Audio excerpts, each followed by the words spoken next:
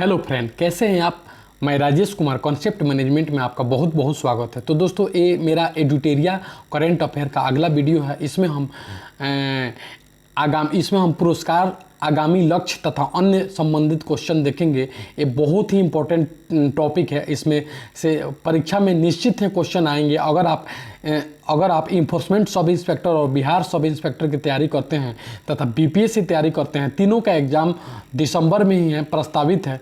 अगर आप अभी से तैयार कर लेते हैं इसको तो निश्चित है आप बाजी मारेंगे। दोस्तों चलिए हम देखते हैं एडुटेरिया करंट अफेयर, जो कि परवीन सर के बुक के द्वारा रचित है। और माफ़ी चाहेंगे सर से कि हम उनके बुक को थोड़ा सा डिस्क्राइब किए हैं, अपने मतलब स्टडी के व्यू से इसे डिस्क्राइब किए हैं। तो दोस्तों, आप अगर इसे रिवीजन करेंगे मेरे साथ साथ तो आपको भी फ़ायदा होगा और काफ़ी लाभान्वित होंगे। आप किसी भी परीक्षा में बैठेंगे तो निश्चित है इस बुक से हूबहू क्वेश्चन आते ही हैं। चलिए हम देखते हैं, क्वेश्चन की ओर चलते हैं। इसमें हम देखेंगे फर्स्ट टॉपिक रहेगा मेरा भारतीय प्रधानमंत्री को प्राप्त सर्वोच्च पुरस्कार। यानी भारतीय प्रधानमंत्री जो माननीय श्री नरेंद्र मोदी जी हैं, उनको कौन कौन से देश कौन से पुरस्कार से नवाजा है, उनके बारे में हम देखेंगे।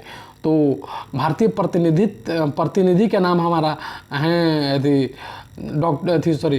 माननीय श्री नरेंद्र मोदी जी, और उनको कहाँ से पुरस्कार मिला है हम देख लेते हैं। चलिए, देश के नाम है यहाँ पे अब पुरस्कार है global goalkeeper award 2019, global goalkeeper award 2019 bill and Melinda Gates foundation के द्वारा दिया गया। Bill and Melinda Gates foundation के द्वारा क्या दिया गया है मोदी जी को, तो global goalkeeper award 2019 bill and Melinda Gates foundation के द्वारा ग्लोबल गोलकीपर अवार्ड दिया गया है नरेंद्र मोदी जी को। बहरीन क्या दिया है, तो Bahrain the King Hamad Order of the निरेसा, the King Hamad Order of the Renaissance, the King Hamad Order of the निरेसा, the King Hamad Order of the निरेसा दिया है। यूएई क्या दिया है मोदी जी को, तो ऑर्डर ऑफ जायद दिया है। यूएई ऑर्डर ऑफ जायद पुरस्कार से सम्मानित किया है। दक्षिण कोरिया भी सम्मानित किया है सियोल शांति पुरस्कार से। सियोल शांति पुरस्कार से दक्षिण कोरिया ने सम्मानित किया है, सियोल शांति पुरस्कार से। इसके बाद यूएनओ की तरफ से चैंपियन ऑफ द अर्थ नामक पुरस्कार दिया गया है। यूएनओ की तरफ से champion of the earth, UNO की तरफ से चैंपियन ऑफ द अर्थ पुरस्कार से सम्मानित किया गया है। उसका रूस की तरफ से भी दिया गया है सेंट एंड्रूज पुरस्कार। रूस के तरफ से दिया गया है क्या, तो रूस के तरफ से सेंट एंड्रूज पुरस्कार दिया गया। रूस के तरफ से सेंट एंड्रूज पुरस्कार दिया गया है। उसके बाद में Kolong school of the management की तरफ से फिलिप कोटलर पुरस्कार दिया गया। फिलिप कोटलर पुरस्कार दिया गया है। किसको दिया गया है, नरेंद्र मोदी जी को दिया गया। मालदीव की तरफ से रूल ऑफ निशान इजुद्दीन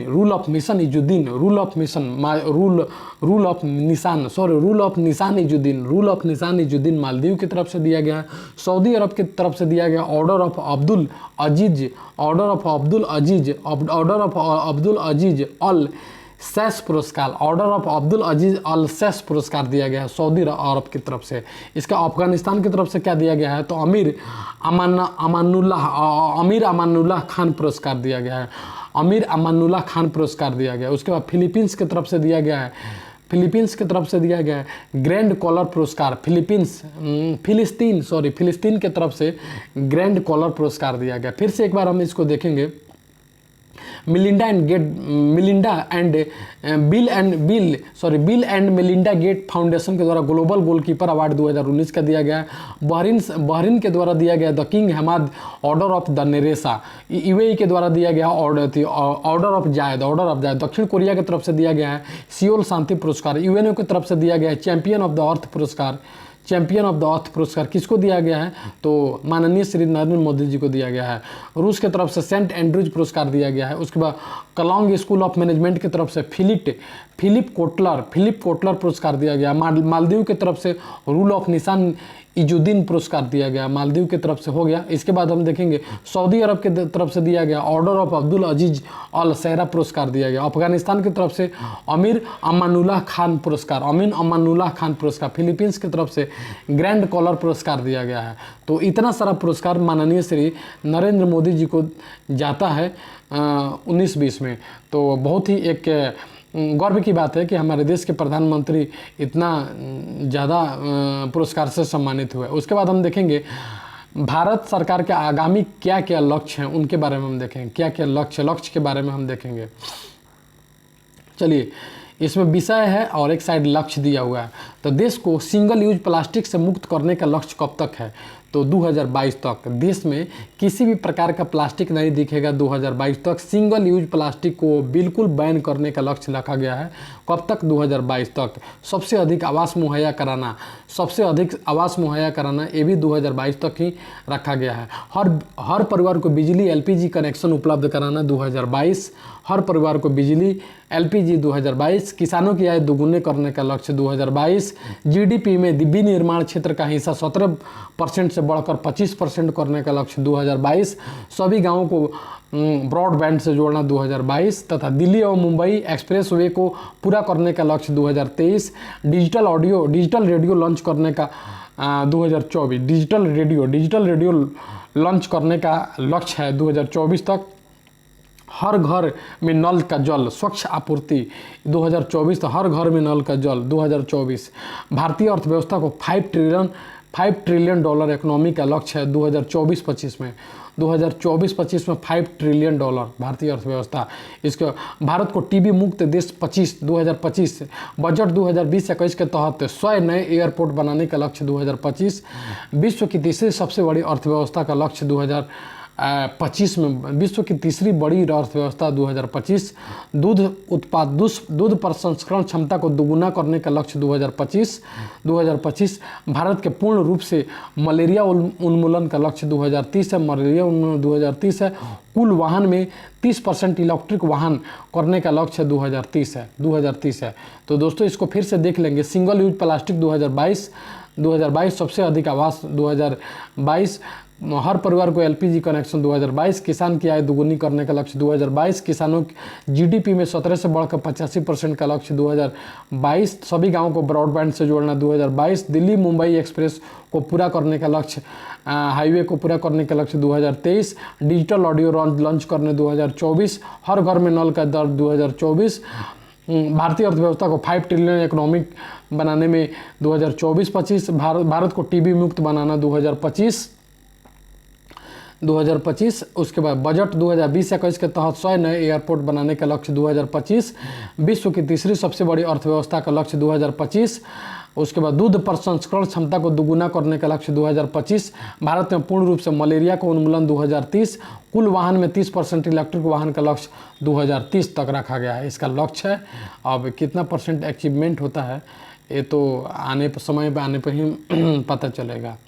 इसके बाद हम देखेंगे केंद्र शासित प्रदेश के राजधानी तथा उपराज्यपाल। हमारे देश में केंद्र शासित प्रदेश कितने नया बने हैं, उनके राजधानी और उनके उपराज्यपाल भी हम देख लेंगे।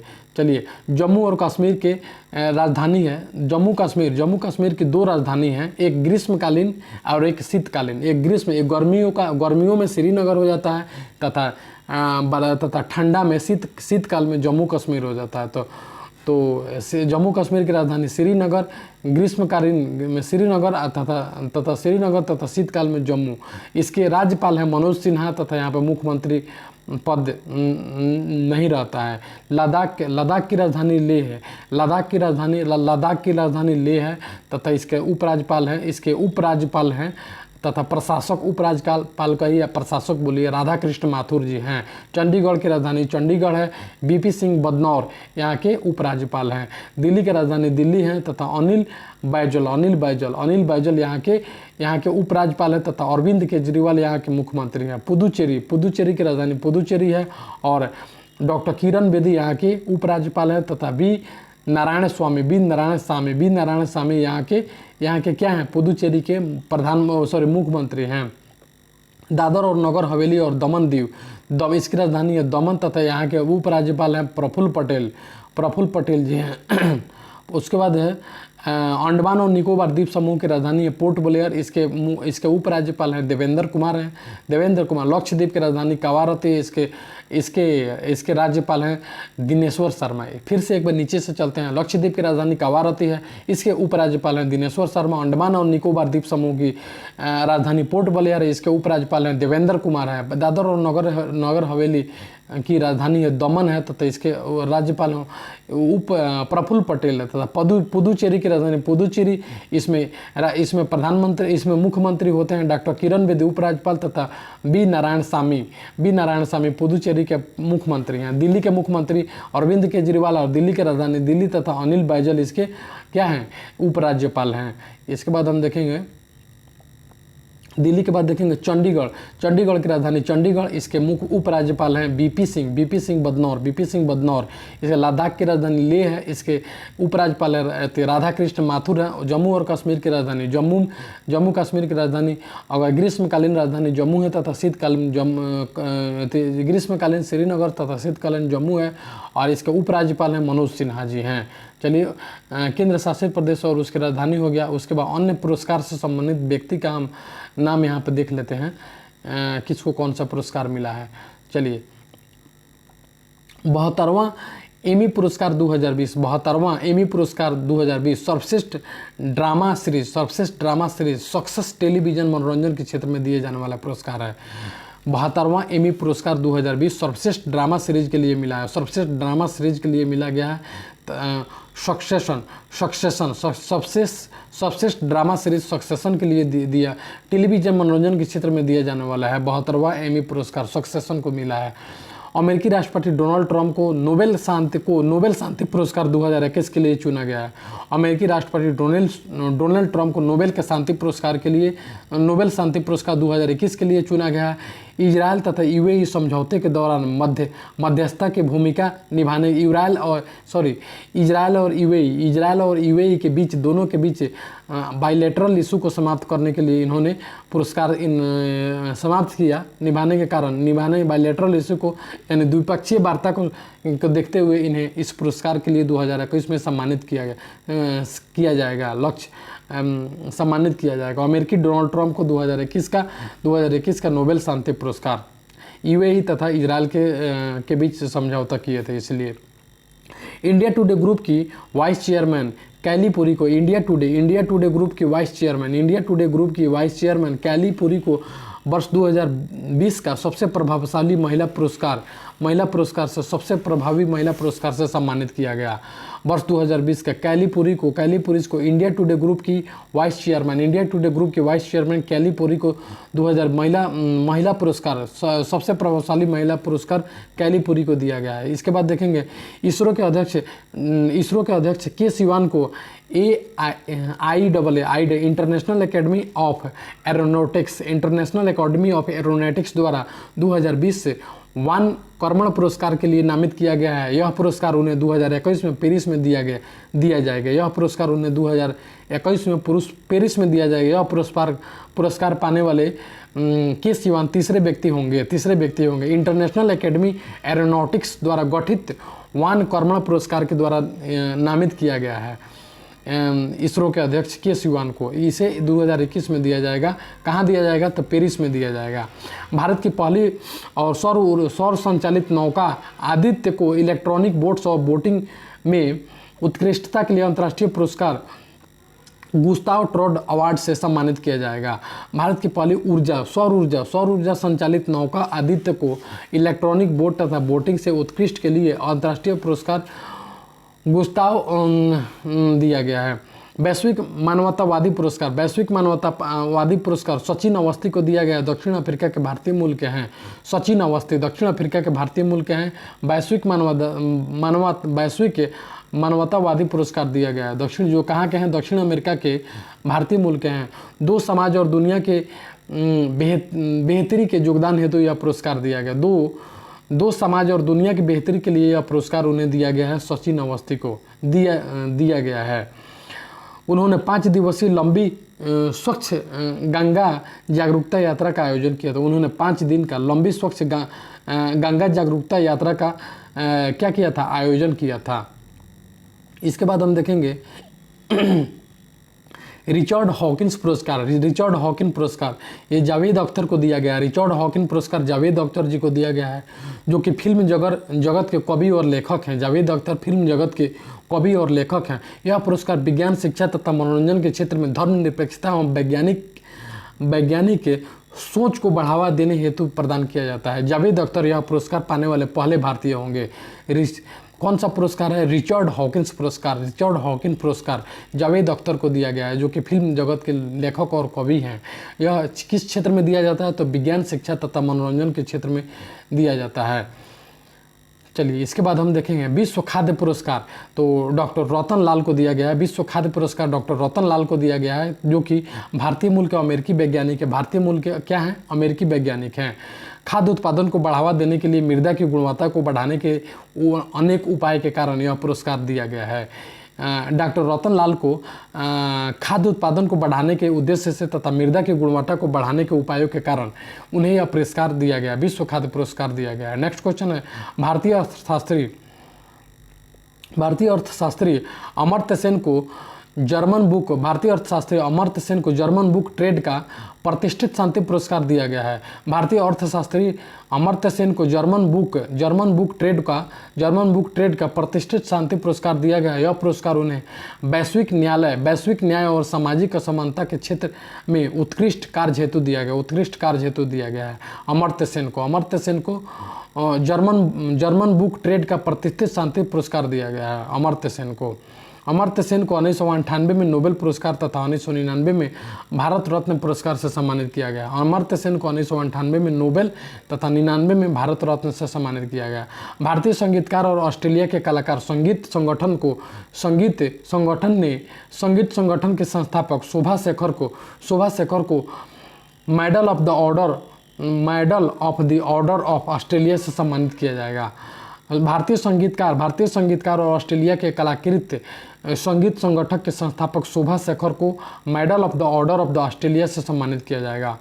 ओडिशा के मुख्यमंत्री नवीन पटनायक को पशु अधिकार संस्था, ऑस्ट्रेलिया के मुख्यमंत्री नवीन पटनायक को पशु अधिकार संस्था PETA people of the ethical treatment of animal ने हीरो टू एनिमल्स अवार्ड से सम्मानित किया है। ओडिशा के मुख्यमंत्री नवीन पटनायक को पशु अधिकार संस्था हीरो टू एनिमल्स अवार्ड से सम्मानित किया गया है। और किस इनका योगदान देखें, कोविड-19 लॉकडाउन के दौरान पशुओं को खिलाने के लिए राहत कोष में 54 लाख रुपये आवंटित किए हैं। कोविड-19 के दौरान पशुओं को खिलाने के लिए 54 लाख रुपये आवंटित किए हैं। इसलिए नवीन पटनायक जो ओडिशा के मुख्यमंत्री हैं, इनको हीरो टू एनिमल्स अवार्ड से सम्मानित किया गया है। नेक्स्ट क्वेश्चन देखेंगे राजेश चपलोत को युगांडा इसकी राजधानी है कंपाला। युगांडा की राजधानी कहाँ है? तो कंपाला। राजेश चपलोत को सर्वोच्च नागरिक सम्मान गोल्डन जुबली मेडल सिविलियन पुरस्कार राजेश चपलोत से सम्मानित किया गया। युगांडा के राष्ट्रपति योयोरी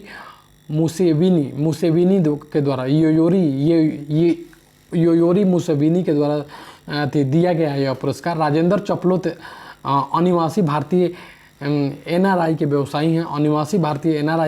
उन्हें प्रवासी भारतीय सम्मान पुरस्कार 2019 में भी सम्मानित किया जा चुका है। प्रवासी भारतीय पुरस्कार 2019 से भी सम्मानित किया जा चुका है। राजेश चपलोत युगांडा की राजधानी कंपाला में उसे golden jubilee medal civilians Rajesh Chaplot. Next question हम देखेंगे 8 मार्च 2020 को राष्ट्रीय महिला दिवस के अवसर पर राष्ट्रपति रामनाथ कोविंद द्वारा 15 महिलाओं को नारी शक्ति पुरस्कार से सम्मानित किया गया है। राष्ट्रपति रामनाथ कोविंद ने भारतीय वायुसेना की पहली महिला फाइटर मोहना जीतरवाल, अवनी चतुर्वेदी तथा भावना कंठ को नारी शक्ति पुरस्कार से सम्मानित किया। 8 मार्च 2020 को राष्ट्रपति अंतर्राष्ट्रीय महिला दिवस के दिन 15 महिलाओं को नारी शक्ति पुरस्कार, जिसमें पहली महिला फाइटर पायलट मोहना जीतरवाल तथा अवनी चतुर्वेदी तथा भावना कंठ नारी शक्ति पुरस्कार प्रदान किया गया है। इसके बाद देखेंगे बीबीसी वर्ल्ड हिस्ट्री मैगनीज द्वारा किए गए सर्वेक्षण के अनुसार बीबीसी वर्ल्ड मैगनीज द्वारा किए गए सर्वेक्षण के अनुसार महाराजा रंजीत सिंह को दुनिया का सर्वकालीन सबसे महान नेता चुना गया। महाराजा रंजीत सिंह दुनिया का सबसे सर्वकालिक, सबसे ज़्यादा काल तक रहने वाला सबसे महान नेता चुना गया बीबीसी वर्ल्ड हिस्ट्री मैगनीज के द्वारा। इसके बाद UNESCO Guillermo Cano World Press Cano World Press Freedom Award 2020 Jineth Bedoya Lima Colombia के पत्रकार हैं। इन्हें यूनेस्को गिल्मो कैनो वर्ल्ड से नवाजा गया है। इस पुरस्कार की शुरुआत 1997 में की गई थी। यह 3 मई को प्रेस स्वतंत्रता दिवस पर प्रदान की जाती है। यह 3 मई को दी जाती है और प्रेस स्वतंत्रता के दिन दी जाती है। न्यूयॉर्क के न्यूज एजेंसी के प्रेस फोटोग्राफर यासिन मुख्तार खान और चन्नी आनंद को फीचर फोटोग्राफी के लिए चुना गया है। न्यूयॉर्क के न्यू एजेंसी के प्रेस फोटोग्राफर यासिन मुख्तार और चन्नी आनंद को फीचर टेलीग्राम के लिए चुना गया है। यह पुरस्कार पत्रकारिता के क्षेत्र में सर्वश्रेष्ठ पुरस्कार है। इसकी शुरुआत 1917 में हुई थी। यह कोलंबिया विश्वविद्यालय द्वारा प्रदान किया जाता है। News agency press photographer Yasin Mukhtar और चन्नी आनंद को फीचर फोटोग्राफी के लिए दिया गया है। इसके बाद देखेंगे भारतीय सेना अधिकारी मेजर सुवन गवानी को संयुक्त राष्ट्र सैन्य gender advocate of the award के लिए चुना गया है। यह सम्मान पहली बार किसी भारतीय को दिया गया है। भारतीय सेना अधिकारी मेजर सुवन गवानी को संयुक्त राष्ट्र सैन्य gender advocate of the year के नाम से चुना गया है। यह पहली बार किसी भारतीय को दिया गया। दक्षिण सूडान में शांति प्रयास के उनके योगदान के लिए यह सम्मान के दक्षिण सूडान में शांति प्रयास के लिए उन्हें यह योगदान दिया गया। उत्तर कोरिया के तानाशाह किम जोंग उन को द्वितीय विश्व युद्ध स्मारक पदक से सम्मानित किया। किम जोंग उन को द्वितीय विश्व युद्ध स्मारक पदक से सम्मानित किया। यह सम्मान रूस द्वारा सोवियत सैनिकों के स्मारक को सुरक्षित रखने हेतु प्रदान किया जाता है। रूस के द्वारा सोवियत सैनिकों के स्मारक को सुरक्षित रखने हेतु किया जाता है। तो किम जोंग उन को उत्तर कोरिया के तानाशाह किम जोंग उन द्वितीय विश्व युद्ध स्मारक से सम्मानित किया गया है। नेक्स्ट क्वेश्चन हम देखेंगे। मणिपुर के डॉक्टर थंगजाम धबली सिंह को जापान सरकार ने ऑर्डर ऑफ राइजिंग सन से सम्मानित किया गया। ऑर्डर ऑफ राइजिंग सन से सम्मानित किसे किया गया है? तो थंगजाम धबली सिंह को ऑर्डर ऑफ राइजिंग सन से सम्मानित किया गया। मणिपुर के डॉक्टर थे। यह सम्मान जापानी संस्कृति को बढ़ावा देने तथा पर्यावरण संरक्षण तथा अपने क्षेत्र में प्राप्त उपलब्धि वाले व्यक्ति को दिया जाता है। यह संस्कृति को बढ़ावा देने तथा पर्यावरण संरक्षण तथा अपने क्षेत्र में प्राप्त उपलब्धि वाले व्यक्ति को दिया जाता है। इसके बाद हम देखेंगे आरबीआई के गवर्नर शशिकांत दास को बैंकर मैगनीज के central of the year RBI के गवर्नर शशिकांत दास को बैंकर मैगनीज के central of the year Asia Pacific 2020 चुना गया। Central of the Asia Pacific 2020 चुना गया है। आर्थिक विकास में महत्वपूर्ण भूमिका निभाने के लिए आरबीआई के गवर्नर को शशिकांत दास को banker manganese central of the year पुरस्कार से सम्मानित किया गया है। मिशेल ओबामा को उनके पुस्तक बी कॉमिंग के लिए प्रतिष्ठित ग्रैमी पुरस्कार से सम्मानित किया गया है। ग्रैमी बी कॉमिंग उनकी मिशेल ओबामा की उनकी पत्नी थी। उनकी पुस्तक बी कॉमिंग के लिए प्रतिष्ठित ग्रैमी है। बी कॉमिंग के लिए प्रतिष्ठित ग्रैमी सम्मान से सम्मानित किया गया। विनोद कुमार शुक्ला को उनकी पुस्तक ब्लू इज लाइक ब्लू के लिए मातृभूमि बुक ऑफ द ईयर पुरस्कार से सम्मानित किया गया। विनोद कुमार शुक्ला को उनकी पुस्तक ब्लू इज लाइक ब्लू के लिए मातृभूमि बुक ऑफ द ईयर, मातृभूमि बुक ऑफ द ईयर पुरस्कार से सम्मानित किया गया। तो दोस्तों यहाँ पे हमारा पुरस्कार, आगामी लक्ष्य तथा अन्य प्रकार के जो टॉपिक हैं उनका वीडियो यहाँ पे समाप्त हो रहा है। अगले वीडियो के इंतजार कीजिए, तब तक आप देखते रहिए, रिवीजन करते रहिए, क्योंकि आने वाले एग्जाम में बहुत ही इसका इम्पोर्टेंट है, बहुत ज़रूरी है। इसलिए फिर आपको मिलते हैं अगले वीडियो में, तब तक के लिए थैंक यू सो मच।